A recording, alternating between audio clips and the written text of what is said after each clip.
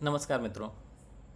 मैं इस वीडियो के माध्यम से अपने आप को नाबालिग घोषित करता हूँ, क्योंकि 19 जून 1970 को अगर पैदा हुए लोग अगर युवा नेता हो सकते हैं तो उन्हीं आंकड़ों और तथ्यों से और उन्हीं के संदर्भ में मैं भी नाबालिग हो सकता हूँ।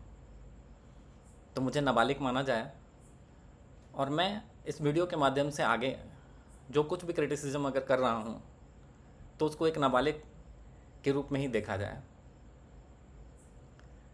वस्तुतः कहने को बहुत कुछ है, लेकिन मैं दो बिंदुओं पर अपने आप को सीमित रखूंगा।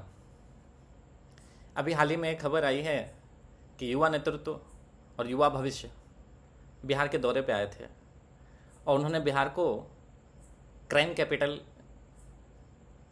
के अवार्ड से नवाजा है। बिहारी होने के नाते बहुत आत्मग्लानि हुई, हार्दिक प्रसन्नता भी है। मैं अभी एनसीआरबी का डेटा देख रहा था और मैं पिछले 20 साल का एनसीआरबी का डेटा देख रहा था। किसी भी डेटा में बिहार पहले स्थान पे नहीं है। अभी जो सबसे रिसेंट का डेटा है उसमें हम चौथे स्थान पे हैं। यह हमारे लिए खुशी की बात नहीं है कि हम चौथे स्थान पे हैं, लेकिन एनसीआरबी के डेटा से एटलीस्ट हम क्राइम कैपिटल तो नहीं हो सकते हैं। हालात इस कदर नाजुक हैं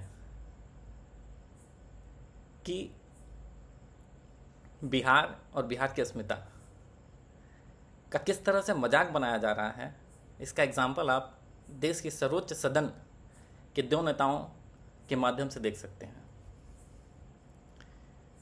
आज 2025 के चुनाव की बात चल रही हैं।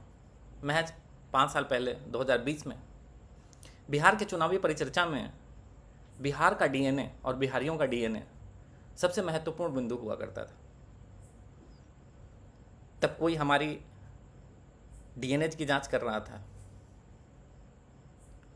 और आज की परिस्थिति में हम अघोषित क्राइम कैपिटल हो गए हैं।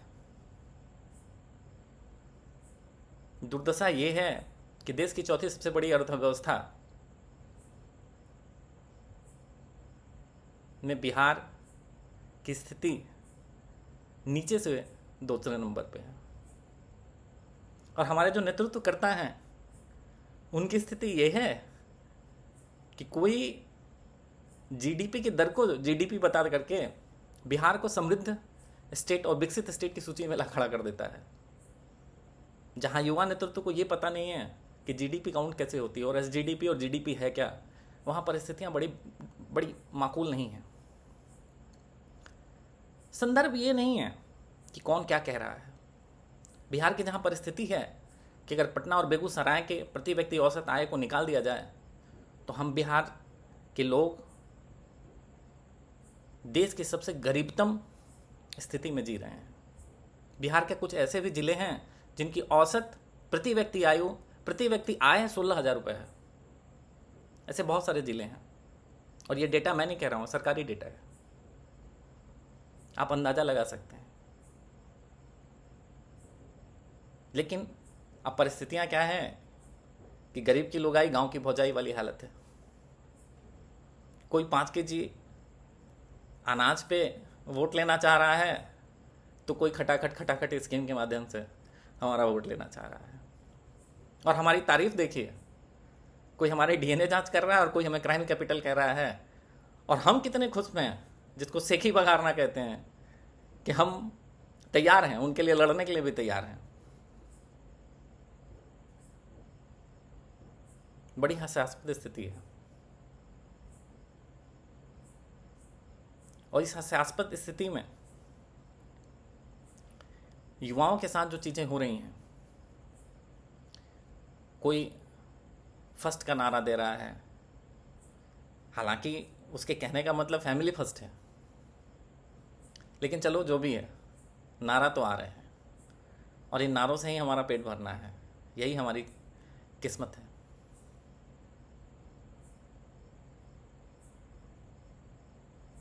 देश के सबसे युवा नेता जिनकी एज महज 55 साल होने जा रही है।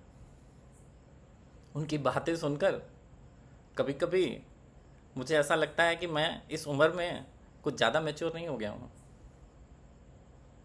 क्या मुझे अपने आप को, मैं जब युवा नेता से अपने कंपैरिजन करता हूँ तो मुझे ऐसा लगता है कि कहीं मैं अरस्तु के स्तर का तो नहीं, अदार्शनिक हो गया हूँ। खैर, बातें बहुत हैं, लेकिन हमारे लिए ये सम्मान की बात नहीं है। कोई भी हमारे प्रदेश में आता है और किसी भी बिहारी को उछाल के चला जाता है, वो पक्ष हो विपक्ष हो, अंततः है वो बिहारी।